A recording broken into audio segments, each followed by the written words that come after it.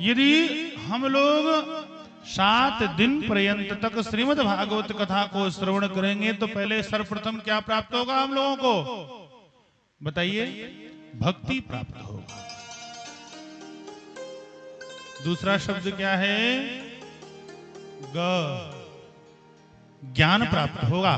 आप देखिए, भक्ति से ही ज्ञान प्राप्त होता है।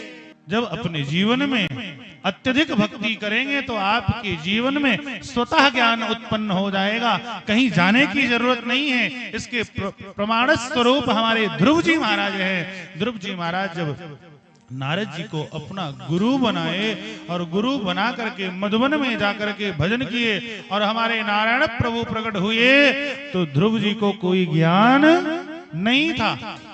प्रभु मुस्कुरा रहे हैं हमारे देख करके।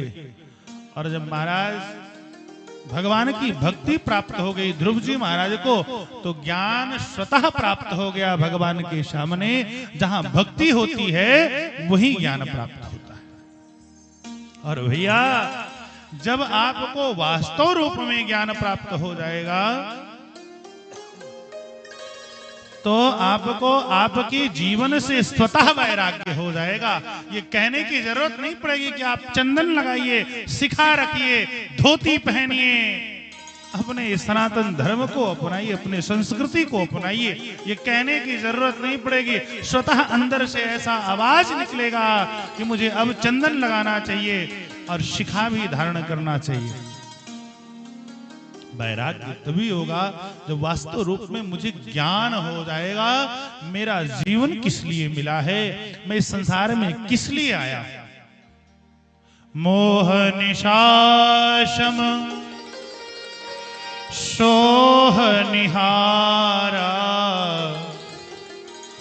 देखहि स्वप्न अनेक प्रकार। हम लोग मोह रूपी निशा में रात्रि में सोए हुए हैं और सो करके क्या कर रहे हैं पता है? स्वप्न देख रहे हैं। देखें स्वप्न अनेक प्रकार। भैया, उस मोह रूपी रात्रि से जग करके आइए। कहां पे आना है बता दूं? रौआ लोहांगपुर में आना है। और हमारे ठाकुर साहब के यहाँ दिव्य श्रीमद् भागवत कथा आज से प्रारंभ हो गई। कुछ लोग टीवी में भी देख रहे हैं, उनको भी बता रहे हैं ना कि टीवी में मत देखिए भैया, फोन में मत देखिए। आइए, कथा को सन्मुख बैठ करके सुनना चाहिए, तभी कथा का लाभ प्राप्त होता है। कथा सन्मुख बैठ करके सुनना चाहिए। जीवन में स्वतः तभी वैराग्य उत्पन्न होगा जब भागवत भगवान की शरण में आएंगे। और जब वैराग्य हो जाएगा भैया, तो लास्ट वाला अक्षर क्या है?